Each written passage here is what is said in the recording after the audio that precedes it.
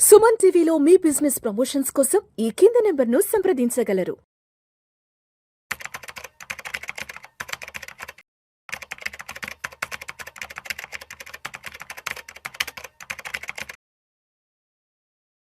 నమస్తే, welcome to Suman TV.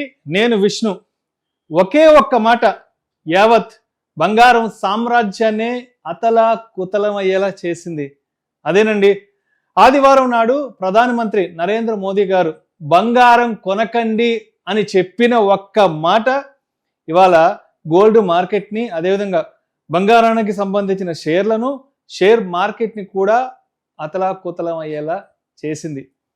అయితే గత కొద్ది కాలంగా ప్రపంచవ్యాప్తంగా నెలకొన్న అనిశ్చితి పరిస్థితుల దృష్ట్యా బంగారం, వెండి ధరలకు సంబంధించిన పెద్ద ఎత్తున ఆటుపోట్లు గురవ్వడం కూడా చూసాం. అంటే బంగారం ధరలు విపరీతంగా పెరగడం, లేదంటే బంగారం ధరలు విపరీతంగా తగ్గిపోవడం. అండ్ అదేవిధంగా మనం బయట దేశాల నుంచి ఎక్కువగా కూడా ఈ మెటల్స్ని కానివ్వండి, అదేవిధంగా ఈ క్రూడ్ ఆయిల్ ఇవన్నీ కూడా మనం బయట దేశాల నుంచి ఇక్కడికి దిగుమతి చేసుకుంటున్నాం.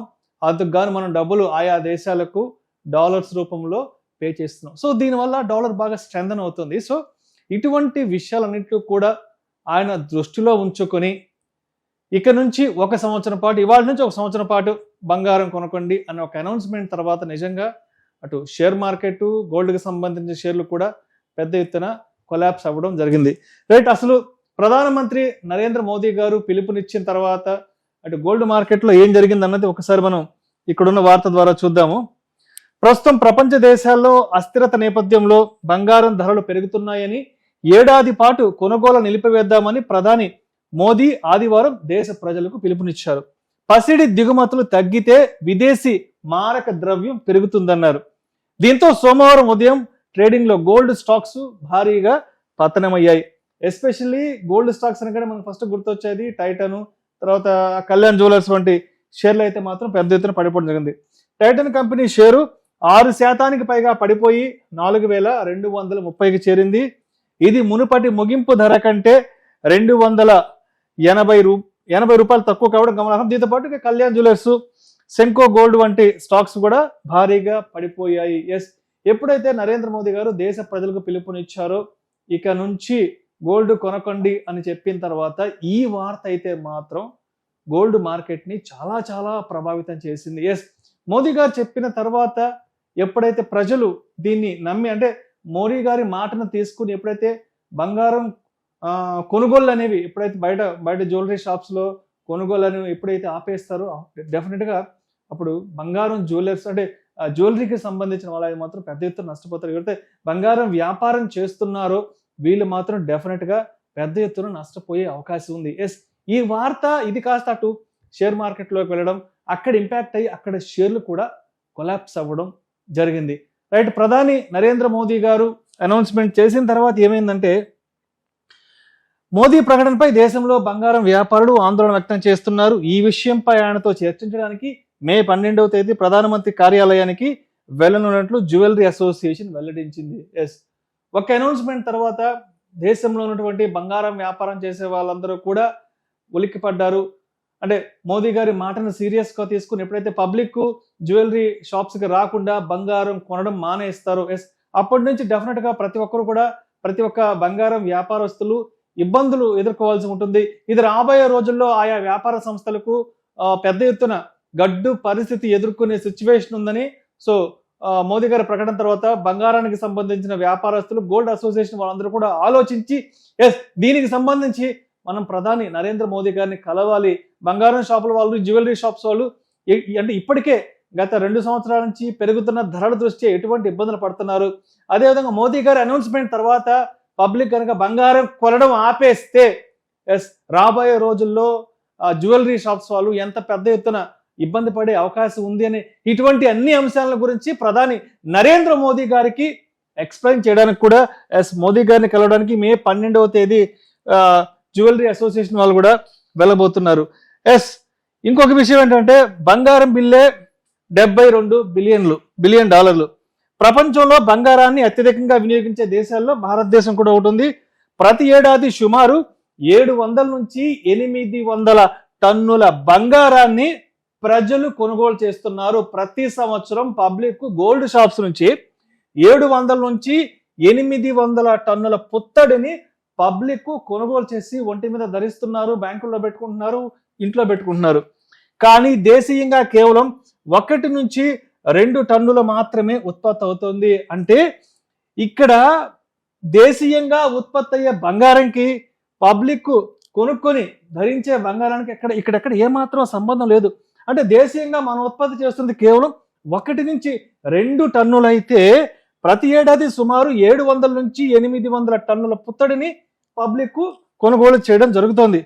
అయితే 2025-26 ఆర్థిక సంవత్సరంలో భారతదేశ బంగారు దిగుమతులు కూడా రికార్డు స్థాయిలో $12 బిలియన్ కూడా పెరగడం జరిగింది. ప్రస్తుతం ప్రపంచవ్యాప్తంగా పెరిగిన వస్తువుల ధరలు, అంతర్జాతీయ సరఫరా గొలుసులో అనిశ్చితి వల్ల భారత్ తన విదేశీ మారక నిల్వలపై ఒత్తిళ్లు కూడా ఎదుర్కొంటుంది. సో దీంతో ఇటీవల భారతదేశ విదేశీ మారక నిల్వలు $7.794 బిలియన్ తగ్గి $693.69 బిలియన్ పడిపోయాయి. సో ఆ ప్రభావం దేశ ఆర్థిక వ్యవస్థపై కూడా పడింది.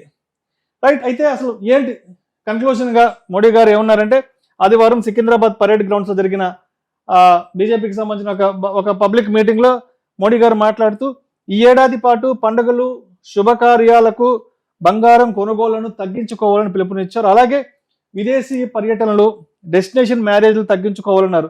సో నిత్యావసరాల్లో స్వదేశీ వస్తువులు ఎక్కువగా వాడాలని, వీలైనంత వరకు చమురు వినియోగాన్ని తగ్గించుకోవాలంటూ కూడా ఆయన సూచనప్రాయంగా తెలియచేయడం జరిగింది. అంటే ఈ మధ్య కాలంలో చూస్తున్నాం, ఫెస్టివల్స్ కూడా చాలా ఎక్స్పెన్సివ్ గా జరుపుకుంటున్నారు. తర్వాత పెళ్లిళ్ళు అయితే చూస్తున్నాం, ఎంత పెద్ద ఎత్తున పెళ్లి జరుపుకుంటున్నారో. తక్కువ ఇవాళ భారతదేశం ఒక మిడిల్ క్లాస్ ఫ్యామిలీ దగ్గర 35 నుంచి 40 లక్షల రూపాయలు ఖర్చు పెడుతోంది పెళ్లిళ్ళకి. అదేవిధంగా ఇక విదేశీ పర్యటనలు, ఫారిన్ టూర్స్ అయితే ఏమండి, తర్వాత డెస్టినేషన్ మ్యారేజ్లు. ఈ రోజుల్లో చాలా మంది బయట దేశాలకు వెళ్ళి, బయట రాష్ట్రాలకు వెళ్ళి డెస్టినేషన్ అంటే ఏదైనా సరే పబ్లిక్ స్పెండింగ్ అనేది ఎక్కువ అయిపోయింది, లావిష్ అయిపోయింది, విపరీతంగా పబ్లిక్ ఖర్చు పెడుతున్నారు. సో దయచేసి మీ ఖర్చుల్ని మీరు తగ్గించుకోవాలి. అనవసరమైన హంగులు ఆర్భాటాలకు వెళ్ళకండి. మీ పెళ్లిళ్ళు కూడా చాలా తక్కువ ఖర్చుతోనే చేసుకోండి. అదేవిధంగా జ్యువెలరీ కూడా తక్కువ మొత్తంలోనే కొనుక్కోండి అంటూ కూడా వారు ఇక్కడ పిలుపునివ్వడం జరిగింది. అదేవిధంగా నిత్యావసర వస్తువులకు సంబంధించి ఎక్కువగా కూడా మన ఇండియాలో అంటే మేడ్ ఇండియా ప్రొడక్ట్స్ ఎక్కువ వాడాలి, విదేశీ వస్తువులపైన ఆధారపడకండి అంటూ కూడా వారు చెప్పడం జరిగింది. ఇంకొక మాట కూడా చెప్పారు, చమురు వినియోగాన్ని తగ్గించండి, మీ పర్సనల్ వెహికల్స్ వాడకాన్ని తగ్గించి బయట పబ్లిక్ ట్రాన్స్పోర్ట్ ని మాత్రమే వాడనంటూ కూడా వారు చెప్పారు. అండ్ ఇంకొకటి ఏంటంటే, ప్రతి ఒక్కరూ కూడా వర్క్ ఫ్రమ్ హోమ్ చేసుకోండి. తర్వాత మీ ఏమైనా ఆఫీస్కి సంబంధించిన మీటింగ్స్ ఏదైనా ఉంటే కానీ ప్రతి ఒక్కరు కూడా మీరు ఆన్లైన్లోనే మీ మీటింగ్స్ అన్ని కూడా చేసుకోండి. అంటే ఒక 6 years బ్యాక్ కోవిడ్ అప్పుడు ప్రధానమంత్రి నరేంద్ర మోడీ గారు దేశ ప్రజలకు ఎటువంటి సూచనలు అయితే చేశారో అటువంటి సూచనలనే నిన్న చేయడం జరిగింది. సో ఈ ఒక్క సూచన అనేది మాత్రం ప్రతి ఒక్కరు సీరియస్గా తీసుకున్నారు. అంటే రాబోయే రోజుల్లో ఇంకా ఏదో జరగబోతుంది, ఇంకా ఏదో గడ్డు పరిస్థితుల్ని భారతదేశం ఎదుర్కొనబోతోంది. సో దాని కారణంగా ప్రతి ఒక్కరు ప్రతి ఒక్కరు ఖర్చును తగ్గించుకోవాలి. సో సాధ్యమైనంత వరకు మీ ఖర్చులు తగ్గించుకొని మీ డబ్బుని పొదుపు చేసుకోండి, మీ డబ్బుని మీ దగ్గరే ఉంచి పెట్టుకోండి. అదేవిధంగా పబ్లిక్ వెహికల్స్ అదేవిధంగా పర్సనల్ వెహికల్స్ వాడకం తగ్గించి వీలైనంత వరకు బయట పబ్లిక్ ట్రాన్స్పోర్ట్ వాడండి. తర్వాత ఆఫీసులకు సంబంధించి ఎవరెవరు ఏం చేయాలంటూ ఏంటో కూడా కంప్లీట్ ఒక 6 years బ్యాక్ మనం ఎటువంటి చర్యలను అయితే చూస్తే అటువంటి చర్యలు చెప్పడంతో రాబోయే రోజుల్లో ఇంకా ఏదో జరగబోతుంది. సో వీటన్నిటిని మనం ఎదుర్కోవడానికి ముందుగానే ప్రధానమంత్రి నరేంద్ర మోడీ గారు మనకి ఇవన్నీ ముందస్తు చర్యగా తెలియజేయబోతున్నట్టు కూడా ఇటు స్టాక్ మార్కెట్లు కానీ, అదేవిధంగా బయట ఎఫ్ఐలు కానీ, అదేవిధంగా దేశ ప్రజలు కూడా అందరూ కూడా అర్థం చేసుకోవడం జరిగింది. సో ఏమైతే మొత్తానికి దేశ ప్రధాని నరేంద్ర మోడీ గారే గోల్డ్ కొనవద్దు అని చెప్పిన తర్వాత ఈ విషయం మాత్రం నిజంగా మార్కెట్ని పెద్ద ఎత్తున దెబ్బతీయడం జరిగింది. ఎస్పెషల్లీ బంగారం వ్యాపారం చేసే వాళ్ళకి మాత్రం ఇది మాత్రం చాలా పెద్ద దెబ్బ అని చెప్పుకోవచ్చు. నమస్తే, థ్యాంక్ యూ.